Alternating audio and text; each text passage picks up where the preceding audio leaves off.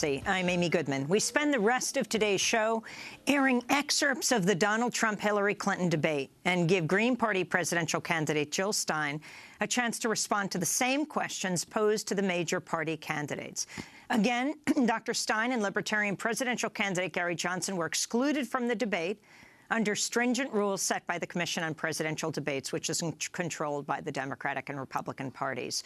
We invited both Stein and Johnson to join us on the program. Only Stein took us up on the offer. So we go now to Washington University. The debate co-moderators were Anderson Cooper and Martha Raddatz. This is Martha Raddatz of ABC. Mr. Trump, I want to get to audience questions and online questions. So she's allowed to do that, but I'm not allowed to respond. You're going to get to respond right now. That sounds fair. This tape is generating intense interest. In just 48 hours, it's become the single most talked about story of the entire 2016 election on Facebook, with millions and millions of people discussing it on the social network. As we said a moment ago, we do want to bring in questions from voters around the country via social media, and our first stays on this topic. Jeff from Ohio asks on Facebook, Trump says the campaign has changed him.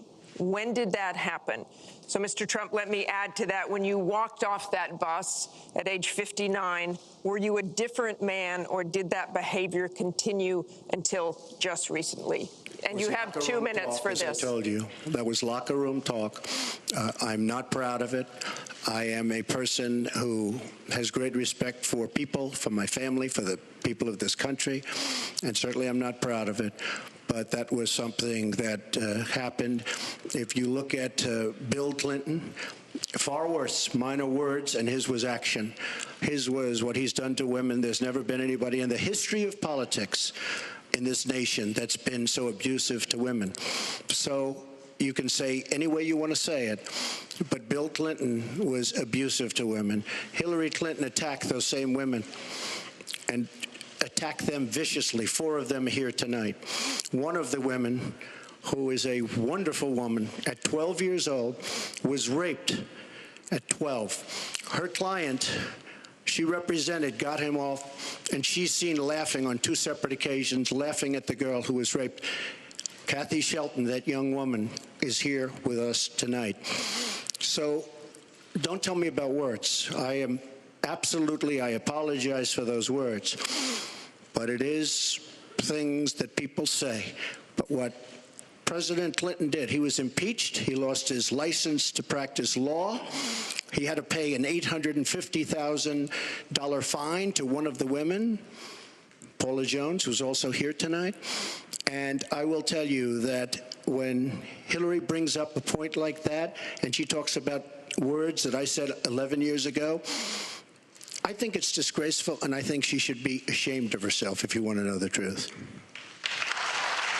Can we please hold the applause?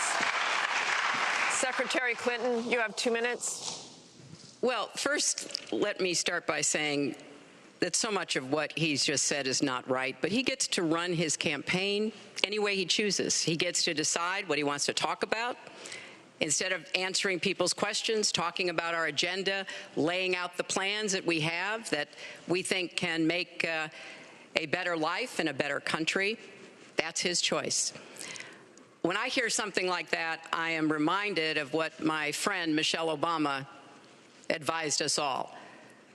When they go low, you go high.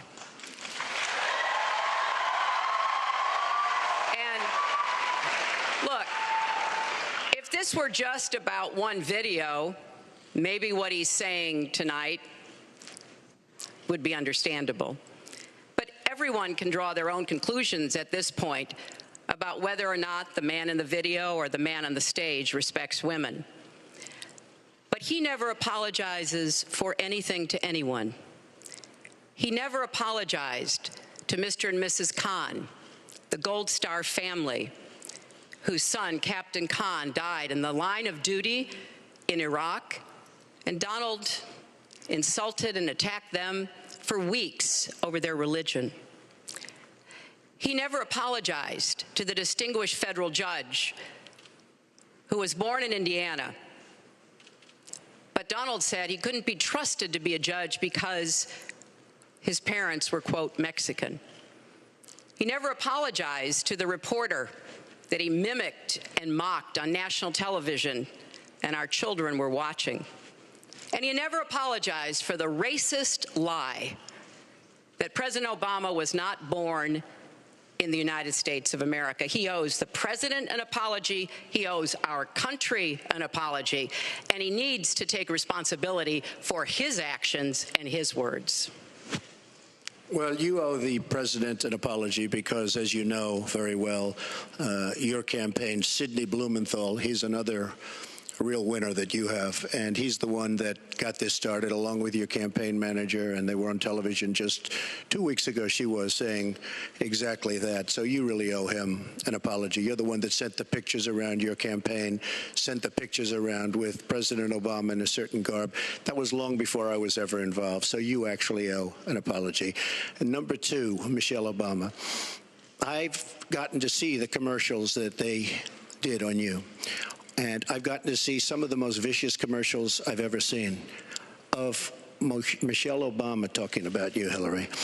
So you talk about friend. Go back and take a look at those commercials. A race where you lost, fair and square, unlike the Bernie Sanders race where you won, but not fair and square, in my opinion. And all you have to do is take a look at WikiLeaks and just see what they said about Bernie Sanders and see what Deborah Wasserman Schultz had in mind, because Bernie Sanders, between superdelegates and Deborah Wasserman Schultz, he never had a chance. And I was so surprised to see him sign on with the devil. But when you talk about apology, I think the one that you should really be apologizing for, and the thing that you should be apologizing for, are the 33,000 emails that you deleted and that you acid washed. And then the 2 boxes of emails and other things last week that were taken from an office and are now missing. And I'll tell you what, I didn't think I'd say this, but I'm going to say it, and I hate to say it, but if I win, I am going to instruct my Attorney General to get a special prosecutor to look into your situation, because there has never been so many lies, so much deception. There has never been anything like it. And we're going to have a special prosecutor. When I speak, I go out and speak. The people of this country are furious. In my opinion, the people that have been long-term workers at the FBI are furious. There has never been anything like this, where emails and you get a subpoena, and after getting the subpoena, you delete 33,000 emails. And then you acid wash them, or bleach them, as you would say, a very expensive process. So we're going to get a special prosecutor, and we're going to look into it, because you know what? People have been...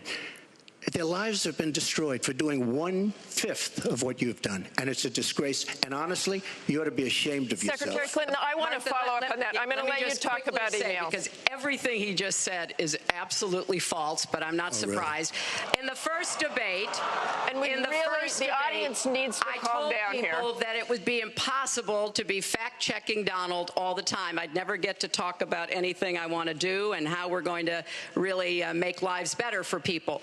So once again, go to HillaryClinton.com. We have literally Trump. You can fact check him in real time. Last time at the first debate, we had millions of people fact checking. So I expect we'll have millions more fact checking because, you know, it's just awfully good that someone with the temperament of Donald Trump is not in charge of the law in our country. Yeah, because you'd be in jail. Green Party presidential nominee Jill Stein, it's your chance to respond. Secretary Clinton. This debate, so-called, is really a sad commentary on what our political system has become. This debate is indeed a sham debate. The League of Women Voters called this process established by the Commission on Presidential Debates a fraud being perpetrated on the American voter. What we're hearing as this debate opens is the candidates go at it about their personal histories, about Hillary's emails, about Donald's despicable, abusive behavior and language towards women. And yes, this is all, fair terrain, but it's shameful that this has to be the focus of the discussion here. The American people have very serious issues before us, and we need to get past this debate over whether Hillary or Donald is more corrupt, who has the more offensive history. Let me, just say there are critical issues before us. The American people have really had it economically. This recovery has been a recovery at the top, despite some minor suggestions that income is rising.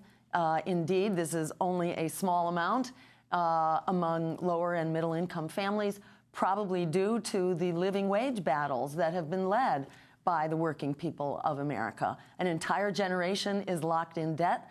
Black lives are struggling for safety, walking down the street or driving down the street. Millions of immigrants are living in fear of deportation. Donald Trump has shown that the Republicans are the party of hate and fear-mongering, but the Democrats are the party of deportation, detentions, and night raids. We have wars for oil that are massively expanding, have no end. The Obama administration is now bombing 7 countries. This is bankrupting our budget. Half of our discretionary budget is being spent on these wars, which are not making us more safe, but rather less safe. Almost half of your income taxes are going to this massive defense department, which is not really a defense department. It is an offense department, and the climate is in meltdown. We are seeing super storms now in the Caribbean, 1,000 people tragically killed in the country of Haiti, illustrating again how it is people of color and people in undeveloped nations and poor people who are really on the front lines of climate change. Extended drought, continuing fires in the west of the country. We have a climate crisis here, and these two are bickering about who is more abusive and who has been more derelict in their responsibilities towards the American people. And I think they're both right, that Donald Trump's behavior is absolutely abusive and inexcusable. Hillary Clinton, on the other hand, though her demeanor is certainly much nicer and her message is easier to hear, it's important to remember that it's not the talk, it's the walk. And while Hillary is talking about her history defending and promoting women and children and the cause of our families, remember, it was the Clintons who dismantled aid to families with dependent children. That is the major social safety net, throwing over 1 million families and children into poverty. The Clintons actually passed, and I mean Bill signed, but Hillary supported NAFTA, which sent millions of jobs overseas, and Wall Street deregulation, leading to the economic meltdown and, in fact, the miserable economic conditions that have led to the rise of Donald Trump. So let's be clear, what Hillary is offering is more of this neoliberal centrism, especially now that Republicans are fleeing into her camp. It's one big, happy demo Republican party, and let's not fool ourselves for a moment that Hillary has the solution.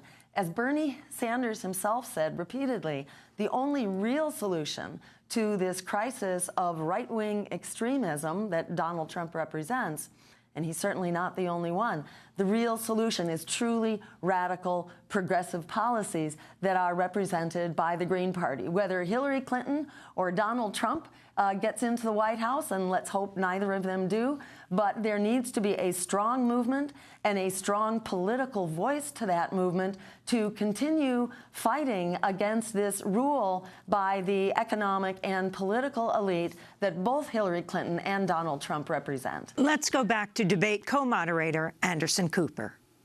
Last month, taxes were the #1 issue on Facebook for the first time in the campaign.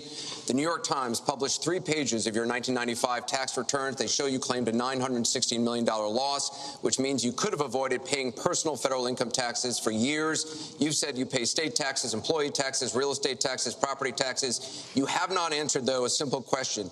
Did you use that $916 million loss to avoid paying personal federal income taxes for years? Of course I do. Of course I do. And so do all of her donors, or most of her donors. I know many of her donors. Her donors took massive tax write-offs. So have you a lot of my federal income tax? A lot of my write-off was depreciation and other things that Hillary, as a senator, allowed. And she'll always allow it because the people that give her all this money, they want it. That's why. See, I understand the tax code better than anybody that's ever run for president. Hillary Clinton, and it's extremely complex, Hillary Clinton has friends that want all of these provisions, including they want the carried interest provision, which is very important to Wall Street people, but they really want the carried interest provision, which I believe Hillary's leaving. It's very interesting why she's leaving carried interest. But I will tell you that, number one, I pay tremendous numbers of taxes. I absolutely used it, and so did Warren Buffett, and so did George Soros, and so did many of the other people that Hillary is getting money from. Now, I won't mention their names because they're rich, but they're not famous, so we won't make them famous. Can you say how many years you have avoided paying personal federal income taxes? No, but I pay tax, and I pay federal tax, too. But I have a write-off. A lot of it's depreciation, which is a wonderful charge. I love depreciation. You know, she's given it to us. Hey, if she had a problem, for 30 years she's been doing this, Anderson. I say it all the time. She talks about health care. Why didn't she do something about it? She talks about taxes. Why didn't she do something about it?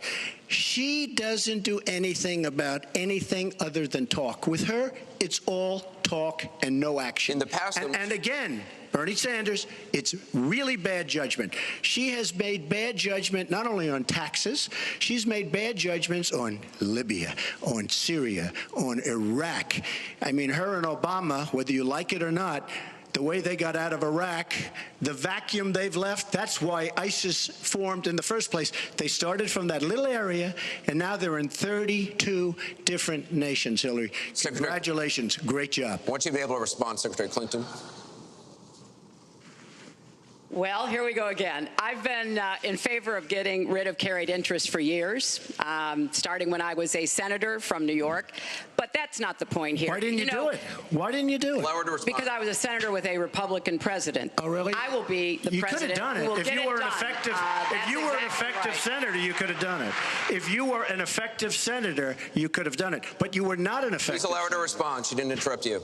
You know, under our Constitution, presidents have something called veto power. Look, he has now said repeatedly, 30 years this and 30 years that. So let me talk about my 30 years in public service. I'm very glad to do so. 8 million kids every year have health insurance because when I was First Lady, I worked with Democrats and Republicans to create the Children's Health Insurance Program. Hundreds of thousands of kids now have a chance to be adopted because I worked to change our adoption and foster care system. After 9/11, I went to work with Republican mayor, governor, and president to rebuild New York and to get health care for our first responders who were suffering because they had run toward danger and gotten sickened by it. Hundreds of thousands of National Guard and Reserve members have health care because of work that I did. And children have safer medicines because I was able to pass a law that required the dosing to be more carefully done. When I was Secretary of State, I went around the world advocating for our country, but also advocating for women's rights, to make sure that women had a decent chance to have a better life, and negotiated a treaty with Russia to lower nuclear weapons. 400 pieces of legislation have my name on it as a sponsor or co-sponsor when I was a senator for 8 years. I worked very hard and was very proud to be reelected in New York by an even bigger margin than I had been elected the first time.